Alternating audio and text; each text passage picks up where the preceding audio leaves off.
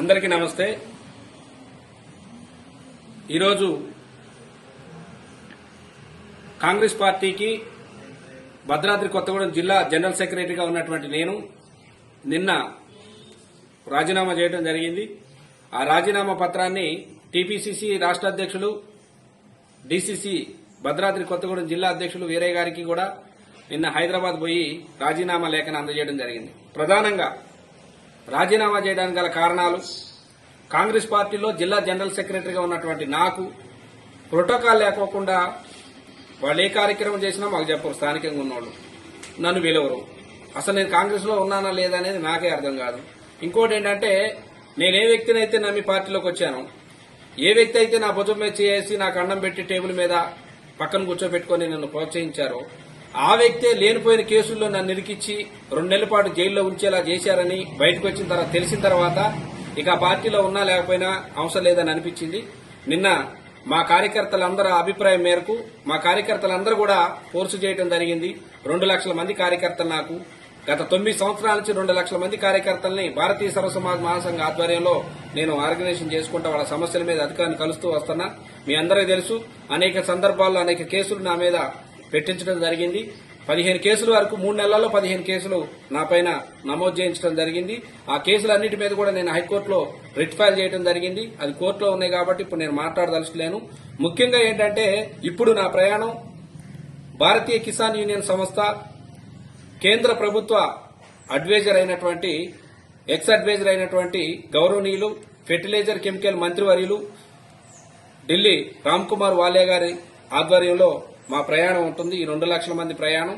గతంలో కూడా సార్తోనే మేము ఉన్నాం. 9 సంవత్సరాలు సార్తో పనిచేసిన, మళ్ళీ ఇప్పుడు కూడా వాలియా గారు మంత్రి గారు ఢిల్లీ నుంచి నాకు 3 రాష్ట్రాల ఇన్ఛార్జిగా, ఆంధ్రప్రదేశ్, తెలంగాణ, ఒరిస్సా రాష్ట్రాల ఇన్ఛార్జిగా ప్లస్ నేషనల్ సెక్రటరీగా నాకు బాధ్యతలు ఇవ్వడం జరిగింది. భారతీయ కిసాన్ యూనియన్ సంస్థలో సార్తోనే మేమందరం కలిసి ప్రయాణం చేయాలని ఆలోచనలో ఉన్నాం. ముందుకెళ్తాం కూడా.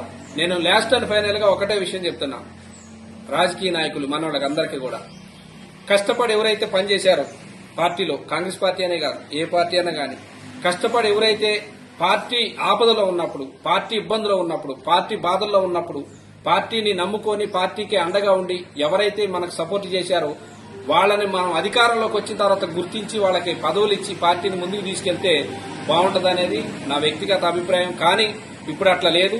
ఏ రాజకీయ పార్టీలో కూడా డబ్బులు ఎవరికి ఎక్కువ ఉన్నాయి, ఆస్తులు ఎక్కువ ఎవరికి ఉన్నాయి, 3 కోట్ల రూపాయల కారు ఎవరికి ఉంది, 100 కోట్ల రూపాయల వాచ్ ఎవరికి ఉంది, గెస్ట్ హౌస్లు ఎవరికి ఉన్నాయి, ఫామ్ హౌస్లు ఎవరికి ఉన్నాయి అనేదే చూస్తున్నారు తప్ప జెండా పట్టుకుని ఎర్ర టగ్గిలో వర్షంలో తడిసి ఎండినటువంటి కార్యకర్తను ఎవరు చూడట్లేదు. కాబట్టి నాకు నచ్చలేదు. ఈ విషయంలో నేను మనస్తాపానికి గురయ్యి, నేను ఎవరినైతే నమ్మానో, ఒక అన్నలాగా, ఒక తండ్రిలాగా నేను ఎవరినైతే నమ్మానో వాళ్లే మా మీద అక్రమంగా కేసు పెట్టించి 2 నెలలు జైలు పాలు నేను అవటానికి, నాతో పాటు 96 మంది అవటానికి కారణమని తెలిసిన తర్వాత కాంగ్రెస్ పార్టీలో ఉండాల్సిన అవసరం లేదనిపించి నేను నిన్న రాజీనామా చేశాను. పార్టీ చాలా గొప్పది. కాంగ్రెస్ పార్టీ సిద్ధాంతాలు కలిగినటువంటి పార్టీ. పార్టీని నేనేమి విమర్శించడానికి నా స్థాయి సరిపోదు. కానీ వ్యక్తులు కరెక్ట్ లేరు. రేవంత్ రెడ్డి గారికి నా విన్నపం ఏంటంటే, ఇవాళ నేను ఒక సామాజిక కార్యకర్తని, ఉద్యమ నాయకుడిని. 2 లక్షల మంది నా కార్బలం, 2 లక్షల మంది నా బలం, నా ప్రజలు ఉన్నారు 6 జిల్లాల్లో. ఇవాళ నేను రాజీనామా చేశానంటే రేపు మీకు నష్టమే కదా. నాలాంటి వాళ్ళు ఎంతో మంది ఆలోచనతో ఉన్నారు. దయచేసి పార్టీని నమ్ముకొని పనిచేసినటువంటి ప్రతి ఒక్కరిని కూడా పార్టీ కాపాడుకొని ప్రభుత్వానికి మంచి పేరు తెచ్చుకోవాలని నేను తెలియజేస్తూ, ఎవరైతే నన్ను అరెస్ట్ చేయించారో దేవుడు ఒక పక్క నుంచి చూసుకుంటూనే వస్తాడు. నేను ఎవరిని ఏమన్నా కొట్టినోళ్ళు కొట్టను, తిట్టినోళ్ళు తిట్టను. దేవుడు ఒక పక్క నుంచి చూసుకుంటూ వస్తాడు. ఇంకొక 10 నుంచి 15 రోజుల లోపల వాళ్ళకు కూడా నేను ఏ రకంగా అయితే జైలుకి వెళ్లానో వాళ్ళు కూడా అదే రకంగా జైలుకి వెళ్లే రోజులు వచ్చినాయి. కాబట్టి రాజకీయాలు శాశ్వతం కాదు. ఇవాళ జర్నలిస్టుల మీద కేసులు పెట్టారు, అక్రమ కేసులు పెట్టారు. ఇప్పుడు మేమేదన్నా తప్పు జరిగింది, ఇప్పుడు హైడ్రా పెట్టారు. ఎవరు? రేవంత్ రెడ్డి గారు. 100,000 ఎకరాలు కబ్జాలు జరిగినాయి. 100,000 ఎకరాలు కబ్జాలు జరిగినాయి. భూములు 1,000 ఎకరాలు కబ్జాలు జరిగినాయి. ఎవరైతే పార్టీలో ఉన్నారో వాళ్లే ఇప్పుడు ఆ భూములు చేసుకుంటున్నారు. మీ దగ్గర సమాచారం లేకపోతే నేను ఇస్తారండి. ఈ మాట తెలిస్తే మళ్ళీ ఇప్పుడు నన్ను అరెస్ట్ చేస్తారు ఏదో కేసు. అయినా పర్లేదు, నేను చెప్తున్నా, మీరు హైడ్రా పేరుతోని అన్ని కూలగొడుతున్నారు. మంచిదే, హైడ్రాకి వ్యతిరేకం కాదు మేము. కానీ పేదోళ్లు ఇవాళ ఇల్లు మారి ఇంట్లో ఉన్న సామాన్ తెచ్చుకోవడానికి కూడా మనం టైం ఇవ్వలేకపోతున్నాం. అది కరెక్ట్ కాదని నాకు అనిపించింది. వందలాది ఎకరాలు కబ్జా చేశారు, చెరువు శకం భూములు కబ్జా చేశారు. ఉమ్మడి ఖమ్మం జిల్లా, ఉమ్మడి భద్రాద్రి కొత్తగూడెం జిల్లా మీద మీరు దృష్టి పెట్టండి. కొన్ని వేల కోట్ల భూములు బయటకు వస్తాయి. వందల మంది కూడా ఈ రోజు భయంతో వణికిపోతున్నారు. వాళ్ళు కూడా బయటకు వస్తారు.